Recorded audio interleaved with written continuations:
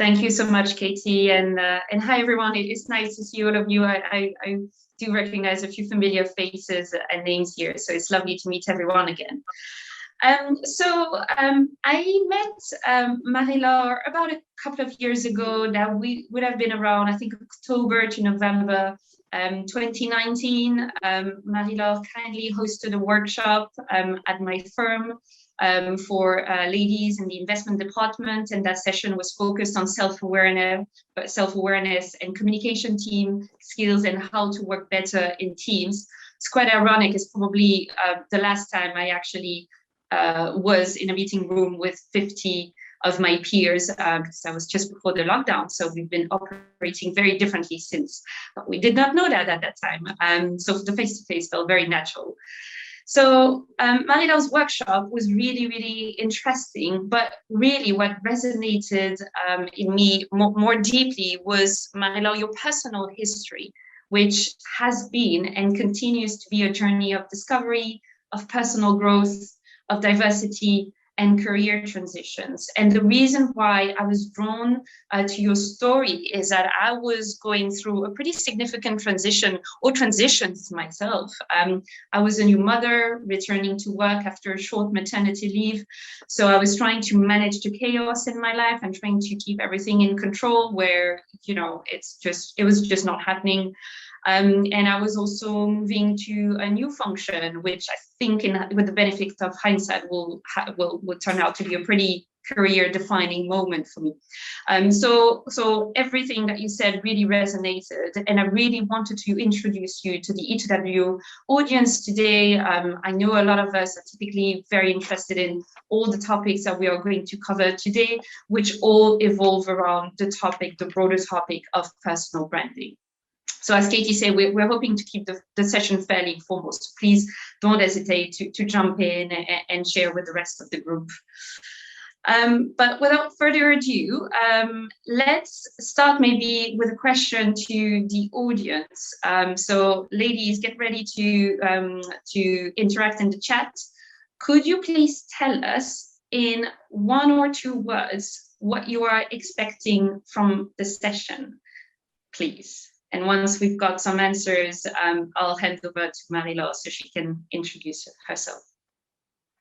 Excellent. Thank you, Amelie. Hello, everybody, and thank you for tuning in. Hilary, I'm delighted you're here because you know me, so I'm going to be leaning on you a little bit on your participation. Nice to have you. Yes, so we want to hear from you first, right? We want to make sure that this time that you're giving us is going to be a good time for you. So hence the question, what are your expectations from this session? Where do we take this? And the other thing is, please get a glass of wine if you're allowing yourself to have a drink on a Thursday, and if you're drinking, because this is the kind of tone we want to set. We want to have a conversation amongst ourselves on topics around personal branding, transition, and so on. So I hope that's okay with you. I'm not going to do a big workshop with slides. It's 6 p.m. on a Thursday, and we just got back to work, so it's quite tough. But we're going to have a conversation, and we want to make sure that it's relevant to all of you. So do we have any expectations? Or please feel free to unmute as well, because we're going to do a lot of talking.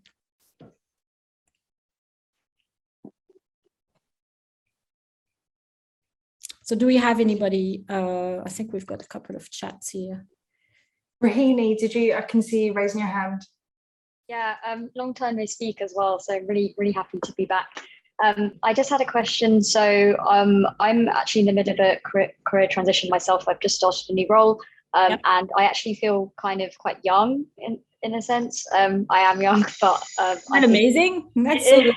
but it's also just like my question would be like how to maybe get people or maybe senior management to take you a bit more seriously when you go through a career transition like that and you have started a new role. What are things you can do to show maybe you're a bit more confident, or especially when you maybe don't feel confident, right? Because I feel like I'm very new and I'm trying to learn. I don't know a lot, but how to manage that, I guess. Cool. Okay. Anybody else? So there was one from me, Marie Laure. So understanding how to extract your key narrative from your experience. It's always something I've struggled with because I'm all over the place sometimes, and I don't know how to narrow it down into the key points that are going to be the most impactful. Okay. And Nat, I saw you raise your hand as well. Hear me okay? I've just switched my audio system. Okay, perfect. I guess just piggybacking on what, apologies if I mispronounced, Ruhini has just said, but in a slightly different way. So not just playing to the youngness element, but when you're maybe making a career transition, that's a little bit different, that your tenure might get underplayed because you're kind of taking it to a new marketplace.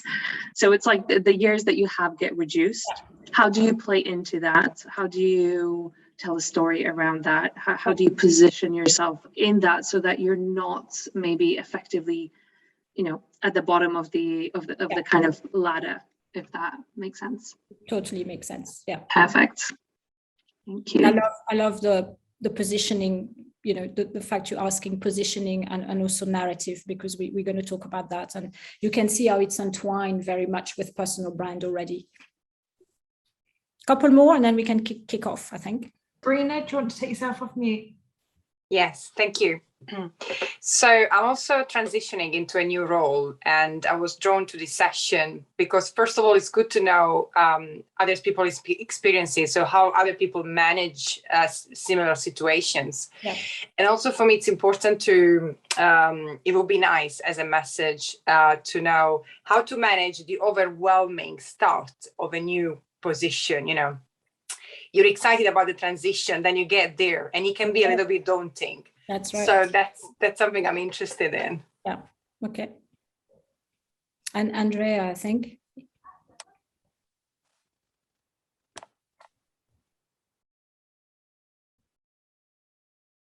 Do you want to unmute yourself, Andrea? Oh, can you hear me now? Sorry, this is my first event. Yes, my question is more about strategies for transitioning. The market is hot right now. Everyone is telling me that.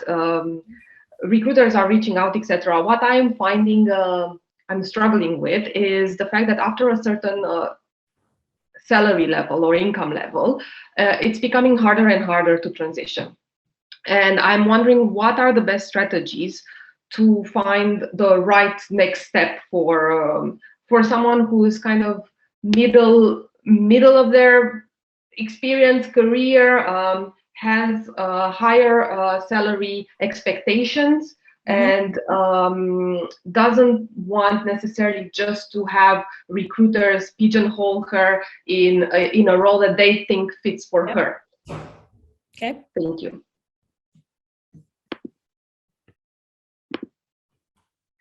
Nolly, have you got a final one? I have, yeah. Sorry, guys, I'm making dinner and doing homework, so it's I've no cameras today. My question is regarding gaining the trust of stakeholders and the people that you work with. So I'm new to my role, and I'm not as experienced as the rest of the team. But how do I get them to trust me in terms of, I may not be competent to this level, but I am willing to learn and I will put the work in to make sure that I get to this level. Sorry, it's quite noisy. I don't know if you got all of that.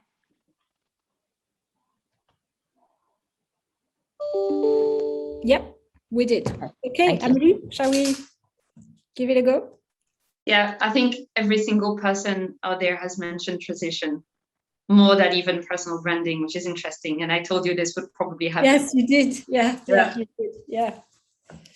Yeah, I'll hand over to you, and I think you've got a lot of questions and materials to address now.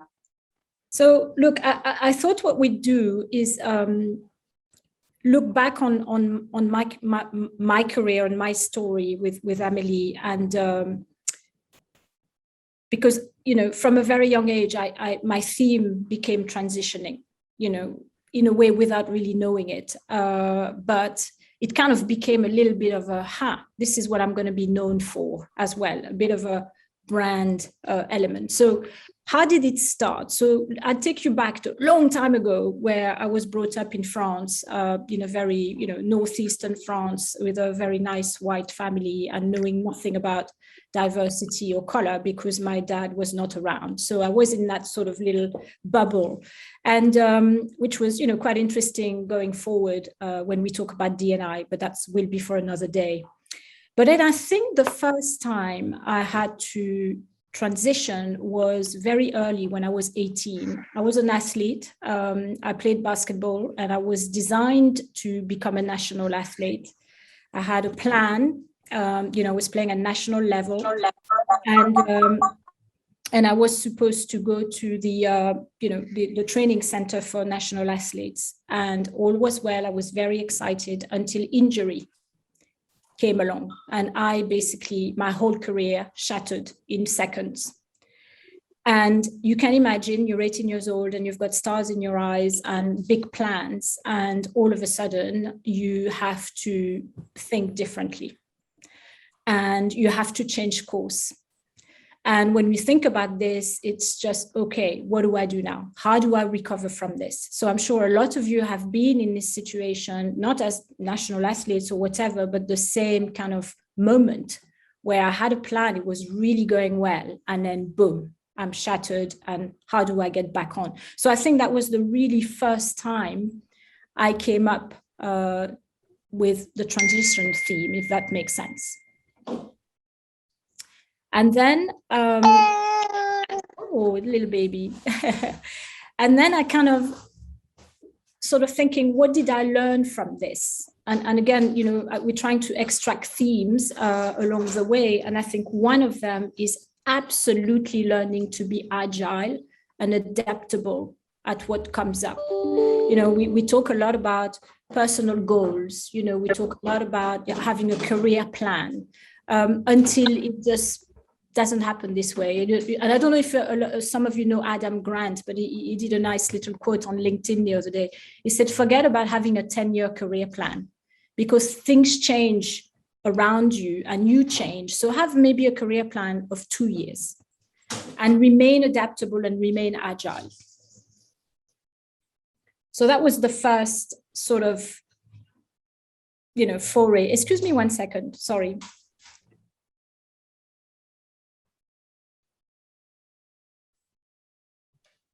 I think we all know this, working from home, there's just so many different distractions, and it's fine. I'm so pleased that we've got to that stage where it's just become normality now.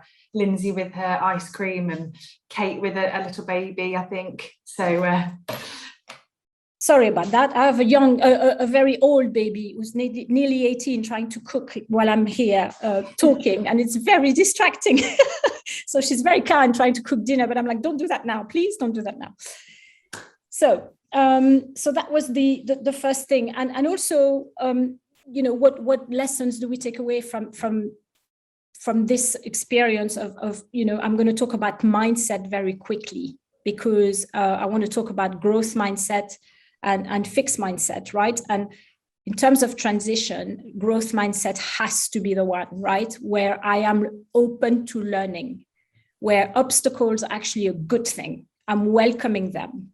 And I'm also welcoming feedback because feedback is something that I can grow from. Not easy for everybody. But so I would say key theme right now, adaptability and growth mindset is going to set us up a little bit for transition. Does that make sense? Okay. Amélie, do you want to? So going back to what happened to you and your career dreams being absolutely shattered. Yeah. How did you pivot? Because it must have been a pretty significant pivot from there. Yeah. So you pivot in a sense where, again, and I was 18, so, let me look back. I think there was also a bit of luck and the fact that I was okay with my studies as well, right? And the fact that I also had a kind of ongoing theme in my life. And I think, again, key words when it comes to transition is what is the ongoing theme? And I guarantee you, if you look at your CV and take a helicopter view on it, you will extract the theme. So for me, the theme was very much around traveling, around exploring, around moving. I had something around other cultures and so on and so forth. So I became a linguist, and it took me to different countries. And that's all I had, kind of theme. I knew I didn't want to be where I was. I knew I wanted to go somewhere else. But that ongoing theme kind of helped me, gave me a bit of a direction, was a bit my Northern Star in sort of assessing, what am I interested in?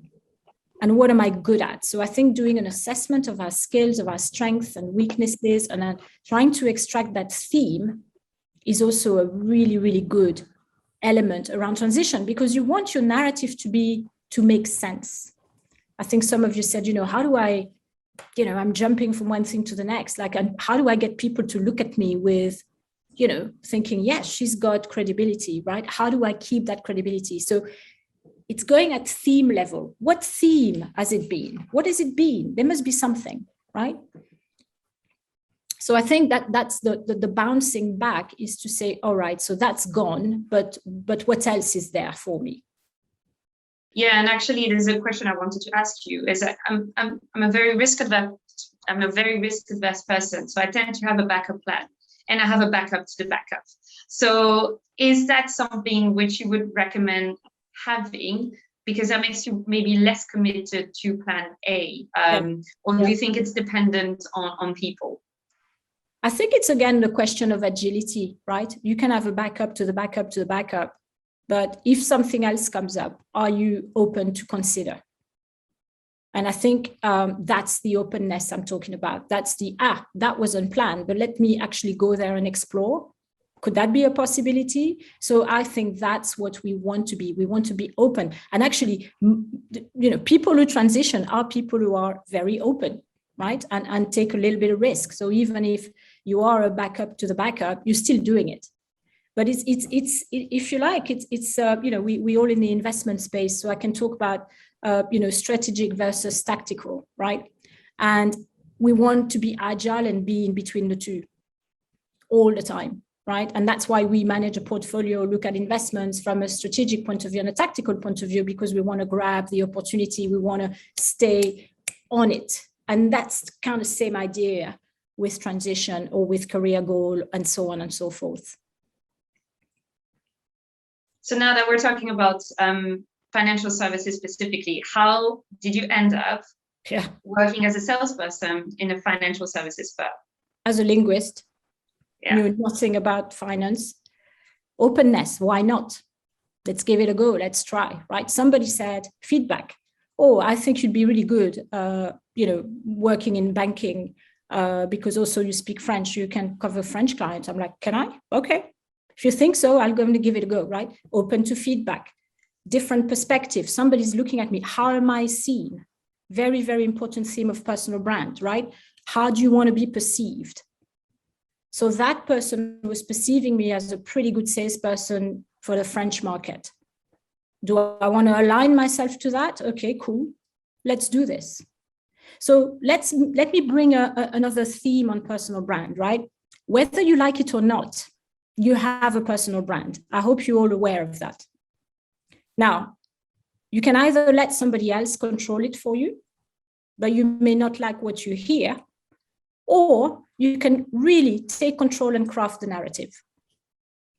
And that's what we're trying to put together today. It's the puzzle of constructing your narrative and owning it and leading with it. And just like the big brands do, right? If I say Nike, what's the tagline?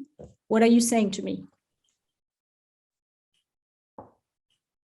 Just do it. Just do it. Exactly. All together now. Just do it. How do you know that? Why does it throw off your tongue? How do you know just do it like that so well?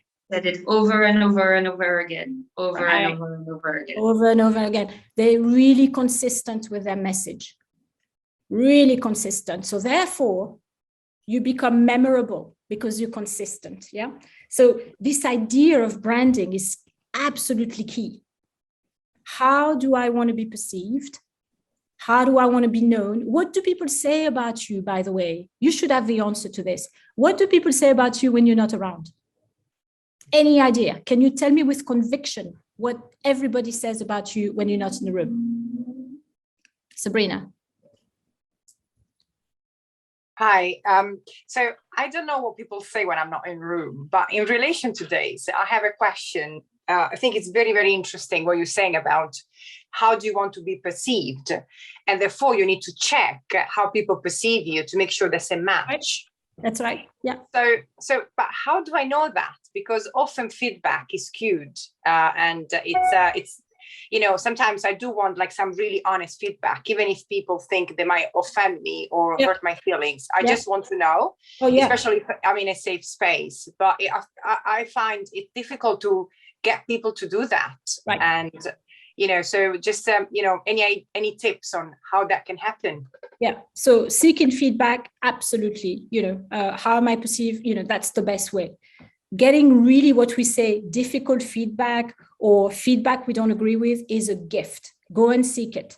The more you know how you annoy someone or how you come across that really irritating or what have you, the better, right? So go and seek that. How do I get it? Try and get an anonymous process going. So you get them to send it to someone. That's what I do a lot with my clients. So they send me the feedback and I keep it anonymous. So you have a third party and say, do you mind, I don't know, somebody in HR or somebody in your team and say, do you mind collecting the feedback and then taking all the names off? So people will feel much freer to be genuine and to give you the real color, which is what you want. Absolutely. Okay, that's great. Thank you very much. Thank you. Lindsay, you made a comment in the chat. Could you please elaborate on that? I knew you'd make me do that, Emily. So you asked the question, what do other people say about you? And I kind of paused and I was just like, my first response is inevitably a kind of jokey negative one. And because I'm like, I feel comfortable joking about myself. Right. And then, the reality is when I do get feedback, it's really positive, but I feel uncomfortable going, so people think I'm really professional. I'm really, like an expert networker, saying all the good things that other people would say. I'm just like, I'm burning up just at the thought of saying it. Interesting. I say interesting, which I shouldn't. No. Don't be so hard on yourself. It is what it is. But what I would say is, again, this theme of owning, right? So Lindsay, I'm assuming that you have career plans, right? And you want to go to the next level eventually. And you have to own what's yours. I spend so much time coaching clients to a very high level who are dissociated with what people see from them and what they see of themselves. So, and the more we know, the more we aligned with that, right? So if somebody sees you as super professional and a key networker, lean into that, actually, because that's going to benefit you massively. If you're known for that, go for it. Right? And watch that. That's your strength, right? I think the key to transition as well and branding is to be aware of our strength and aware of our areas for development and the gaps, but also aware, 3-dimensional, right? I'm doing my work, but I'm also seeking feedback and seeing what they see as my strength. Lean into it, big time. Then it's thinking, okay, I'm a key networker. I'm super professional. My next role, I want to be CRM, strategic clients, boom, for example. And then people say, well, why you? And then boom, you're there. Well, I'm a key networker, whatever, blah, blah, blah, right? So you can see all of a sudden, if I lean on my strength, if I'm very aware of my strength, this is going to really pull my transition and also be part of my narrative. I'm smiling, Marie, because that's the job I do. Oh my God. Well, there you go. I didn't even know that. Right? So you are into your strength, right? So, okay, so you are in your space. So think about if you want to transition to a NEO role or a more, CEO, do you know what I mean? Just give me a call. So yes, Ilaria. Tell me. Hello, hi. Sorry for my hoodies. I just finished to play tennis, actually, but I was super keen to attend this webinar. I was thinking that hearing your conversation, I was also thinking that probably the first step for transitioning is really working on self-awareness. Yeah.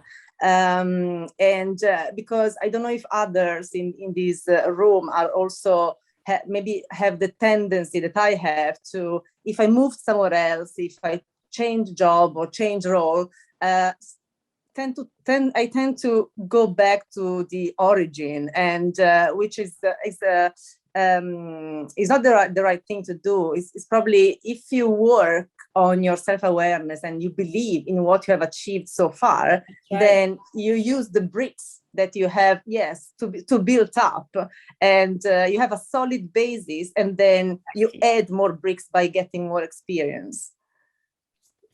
Love it.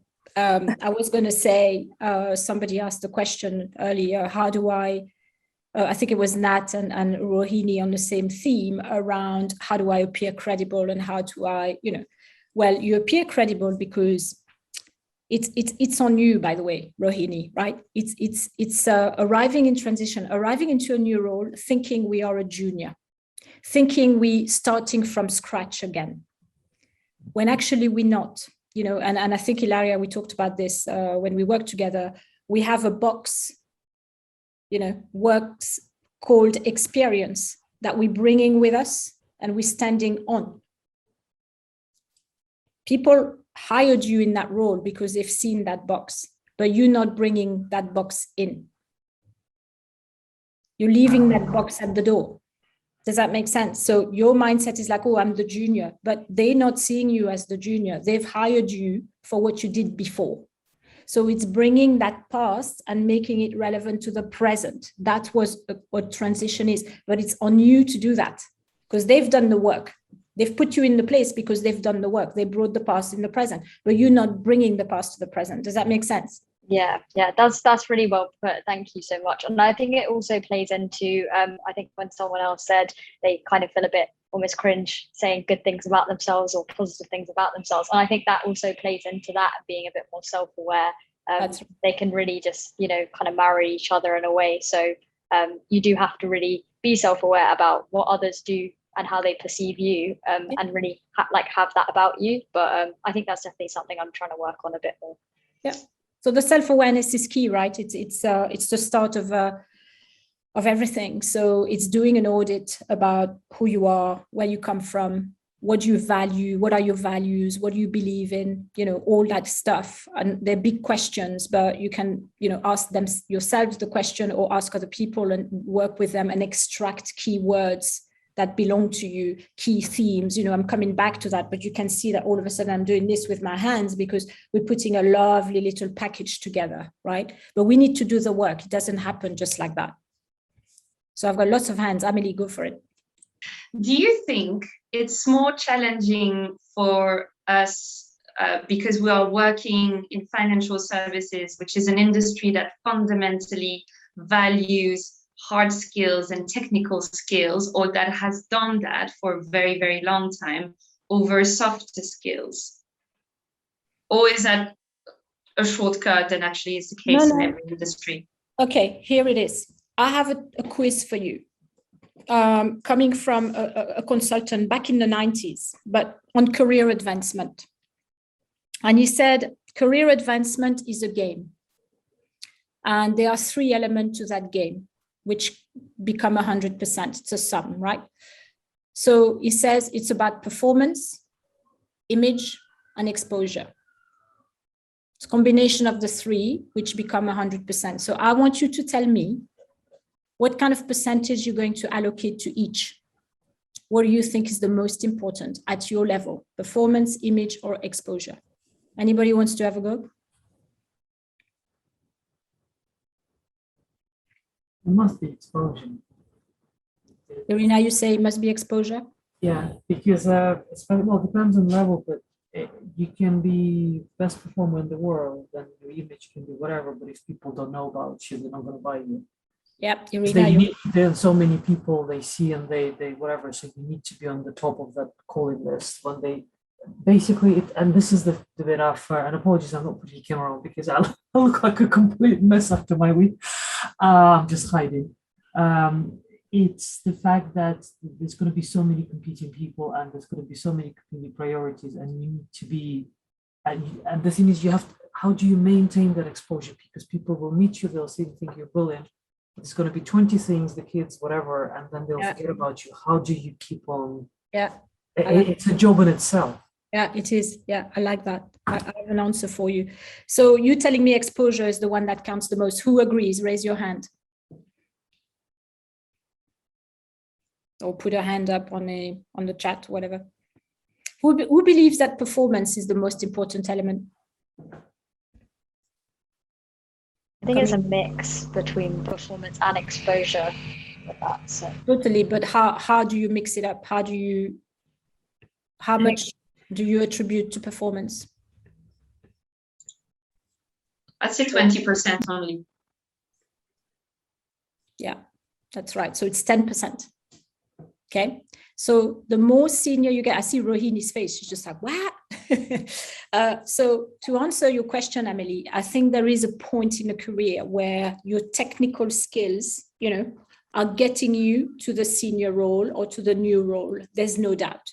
So when we are, and I think you mentioned it as well, I think Irina, the more junior you are, the more important performance is, because it gets you to a point. But when we get to a certain level, image counts for 30% and exposure counts for 60%.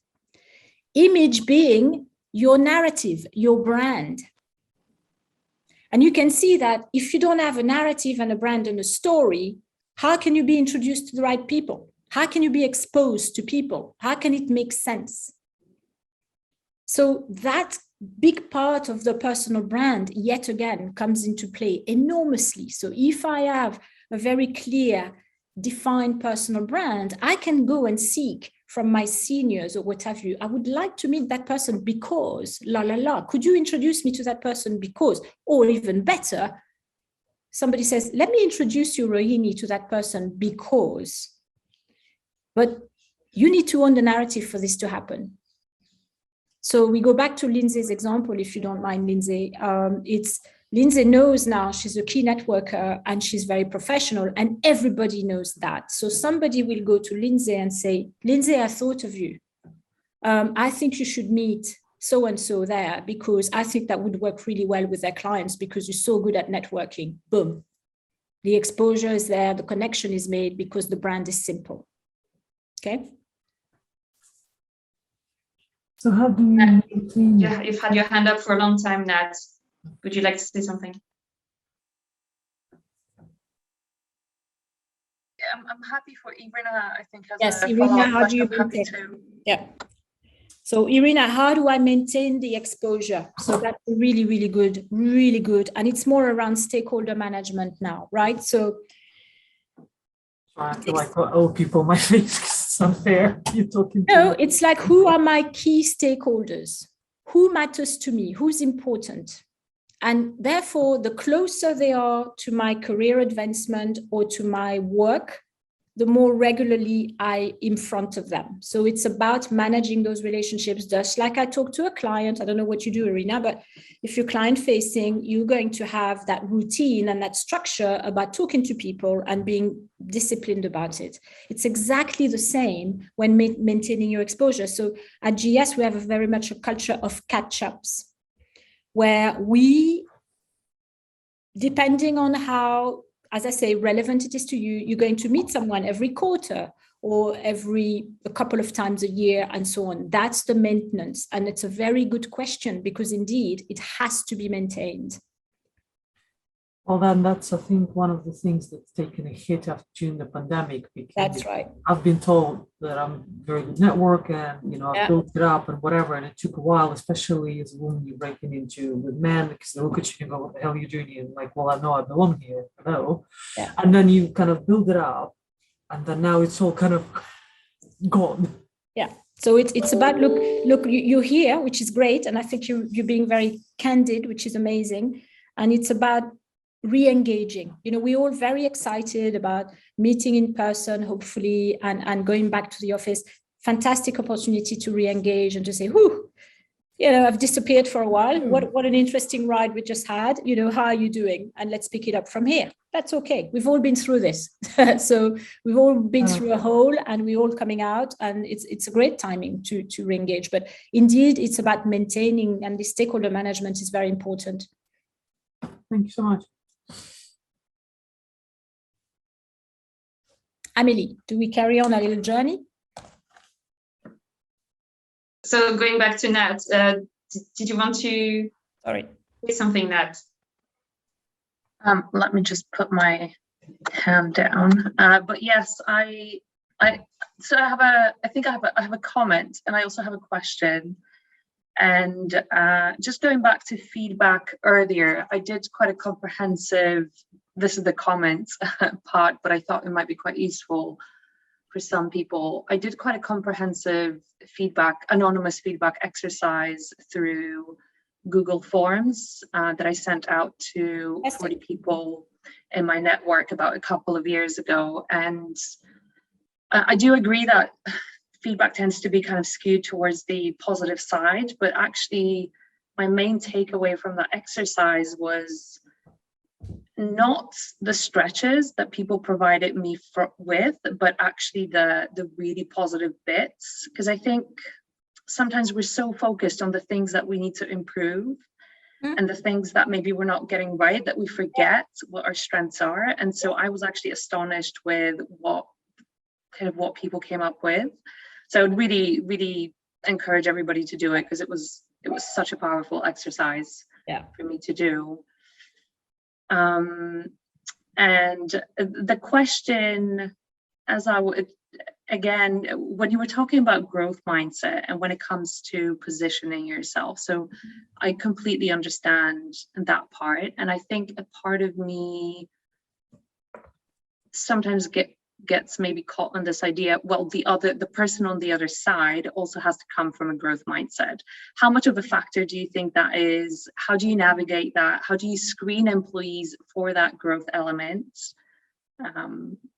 So I don't have enough context. Your question is very vague, because I think you have more context to share, but you don't know how.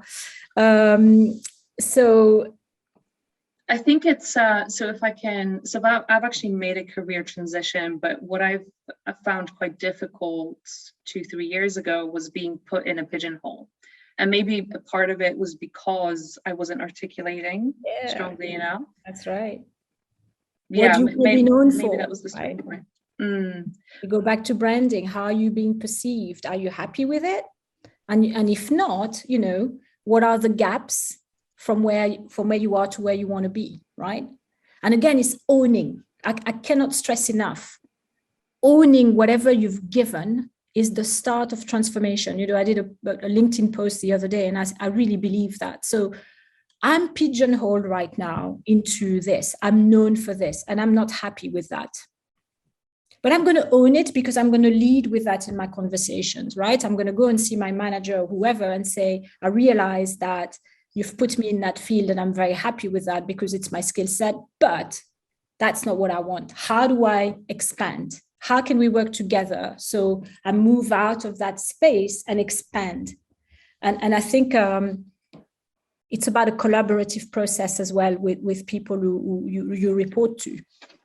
But you see, if you don't own the first thing, the pigeonhole, you can't move, you can't progress. But if you happily say, okay, that's where you put me for now, but that's not really where I want to be. So how do I shift? How can we make that work? And then with that, you get a good idea, right? It's either going to work with this firm, they're going to help me shift, or maybe there's nothing there. And then therefore I have to make a decision. But at least either way, you're not in limbo anymore. Yeah. May I just add something? It's just, you made me think. I finished reading a book called Emotional Capitalist, and there's one phrase there that I'm currently using in my head, is that I look good on that horse. And because it's one of those, and it's actually, every time I start thinking, oh, maybe I'm not, no, I look good on that horse. And it became a little mantra. And if it helps somebody, first of all, highly recommend the book, but that little sound bite, I just keep it in my head and I'm just playing it. Yeah. So I don't know if it helps anybody, but... It's about owning again, isn't it? But I look good on that horse, but where do I go next, sort of thing, right? So it's owning first. No, absolutely. Emilia, you have your hand up. Yes, Marie, I got a quick question for you. So how do you ensure that you are not, pigeonholed when you start like a new role and working from home in this virtual environment? Emilia, nice to have you. And as you know, I think it's about that maintenance. And I think the good thing about starting in a new place is that you can start afresh and you can go, I'm going to start, just like Irina, maintaining my stakeholders and be very sure to position my narrative with the key stakeholders that make my day every day, right? So I'm leading on that rather than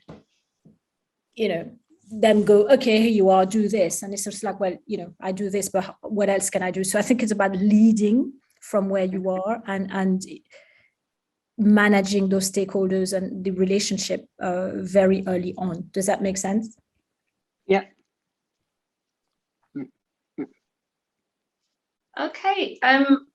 So I'm slightly conscious of time because I knew this would be an interactive session. I didn't realize. So we've spent 45 minutes talking about wonderful things, but actually the elephant in the room is that we haven't actually spoken about your transition and how from being a salesperson in financial services, you became an executive coach. So could you please share your journey through this transition? Sure.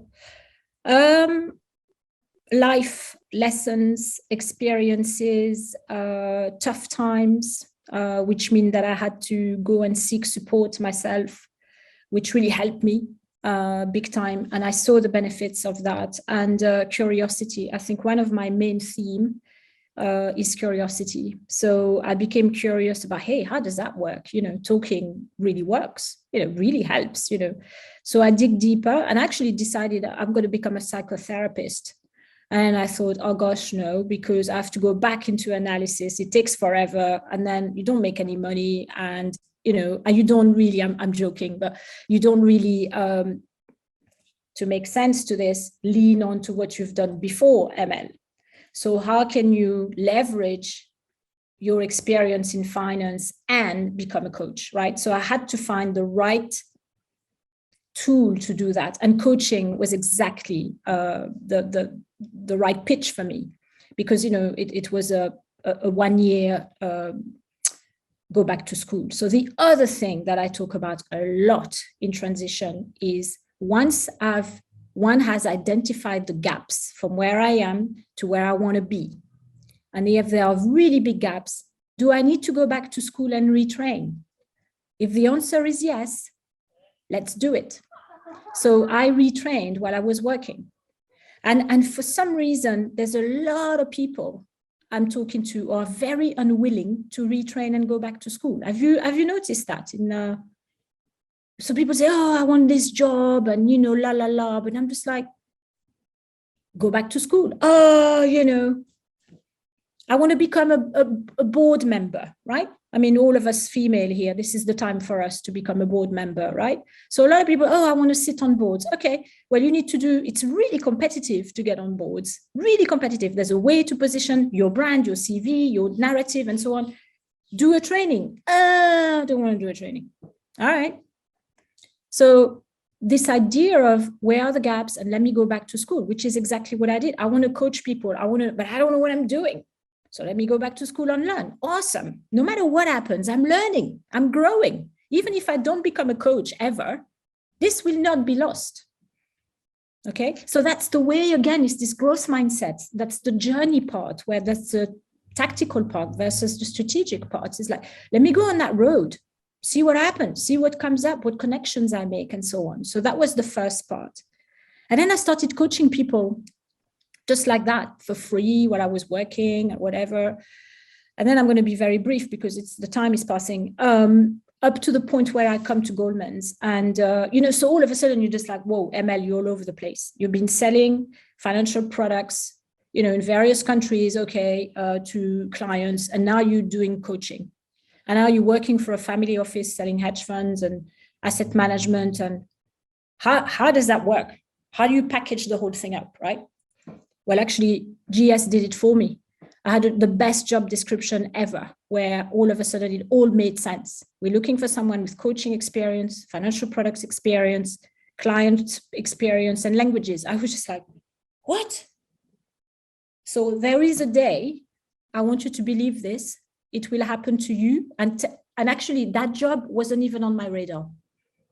I applied for another one, which was okay, but and then somebody said, no, look at this. Go back to feedback and how you perceived, right? Twice it's happened to me now. You should be good at that. You should do that. I'm like, okay. So I took the job and all of a sudden it all makes sense. It's like coming home. You just go, oh. And by the way, my transition to coaching to become an ICF coach took 10 years. Okay, because life gets in the way, because I get divorced, I have a kid, 10 years, okay? But I never lose sight of it. And when I got my ICF accreditation, wow. So key takeaway, transition takes time. Okay, it's an ongoing process. It's not overnight. And I was listening to a psychologist who works with athletes. Completely, I was like, oh, I'm interested about mental health, whatever. And she talks about athletes transitioning, post-injury or end of career. She says it takes 2 years.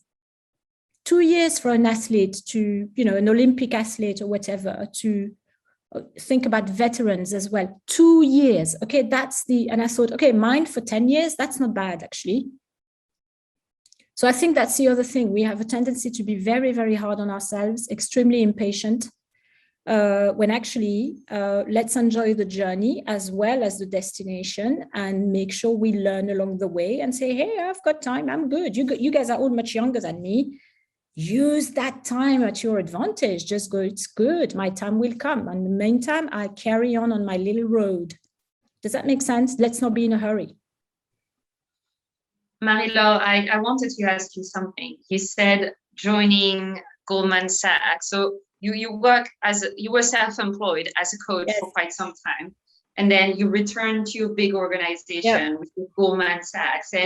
And to me, it's probably the opposite of what some of us want to do, which is actually work for ourselves and build something. But you said when you joined Goldman Sachs, you felt at home. So can you please talk us through that thought process and what happened in your head? In your life? And I had a massive imposter syndrome. Okay, for 3 months, every day I was freaking out, going through these doors, going, there must have been a mistake. Somebody's going to come and say, I'm sorry, you're not supposed to be here. Right? Because it was just such a big thing. And to echo Lindsay going, oh my God, somebody think I can work here? I better get on board and say, yes, of course I can work here. So I'm better now, obviously 6 years later, but I can tell you, so I'm being very honest, it's not, and it felt like home in a sense of my skill set. Okay, because transition is a skill story, right? It's not about the jobs. And by the way, branding is not about your job either. It's about your career. So it's about really taking that helicopter, looking at your career from the top and say, what skills am I extracting from what I'm doing? And what themes am I extracting? How do I repackage that and go on to the next thing? So we alluded to a minute where I ended up working for Christian Dior in Paris. Okay. And somebody said to me, you've never worked in fashion before. What are you doing here?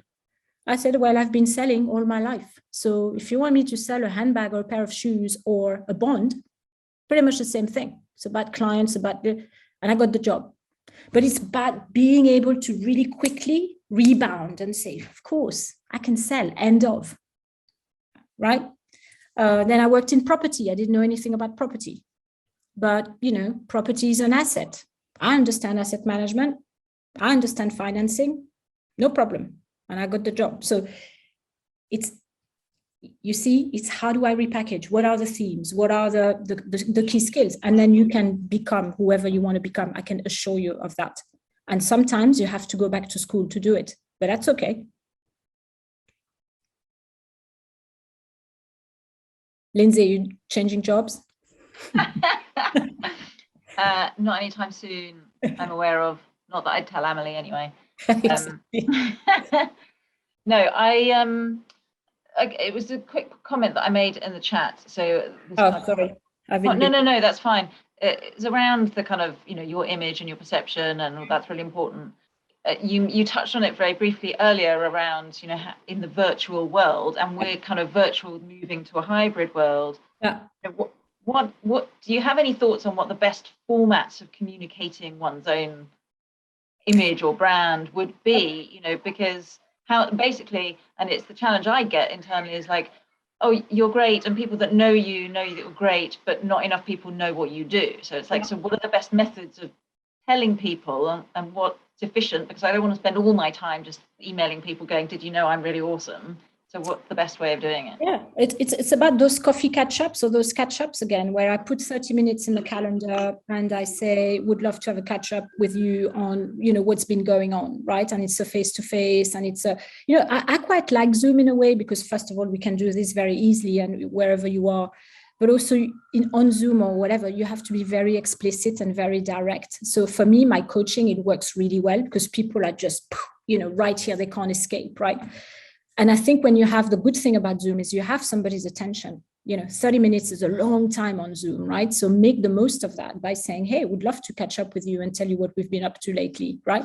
And be prepared, you've seen me use my hands and my smile a lot, because that's all we've got in a virtual space, right? So how do I create connection? How do I become, that's really, really important. And obviously your background, the way you dress and so on, very, very important. Impressions are created, right? Whether you like it or not. Again, I had a guy one day, I was doing a meeting with him and his wardrobe was open. I could see all the shirts, all the clothes. I'm like, what are you doing? So it straight away, you're going to go and think, oh, that's weird, right? So it's about how you present and stuff. I have an anecdote for you. It is really funny. The impression you create. I had to go to Sardinia with my daughter because she was in a movie and I was a chaperone, but I had a really big gig on Zoom from Sardinia. So just like you, Katie, I was freaking out about the connection. Because I had 200 people talking, and I was facilitating a panel. Anyway, I got there in the end, and I had literally my suitcase as a base for my computer, so I could be at eye level. And I had a lovely pink shirt and a white, necklace, and I had obviously shorts and flip flops at the bottom. It was really hot, and the feedback I got was it was really professional. So that's what I love about Zoom. And you can create that very easily if you're very aware. How do I come across? How do I stand? What am I wearing? Boom, done. But use it. Don't neglect that, that background, all of that, your posture, all of that, because, that's the feedback I got. It was really professional. And I was laughing, obviously, because, they'd seen the installation. So be forward, this stakeholder management is very important. These catch-ups, Emilia, Irina, Lindsay, we talked about that. Reach out, be prepared, 30 minutes on Zoom, quick update, but use the Zoom time.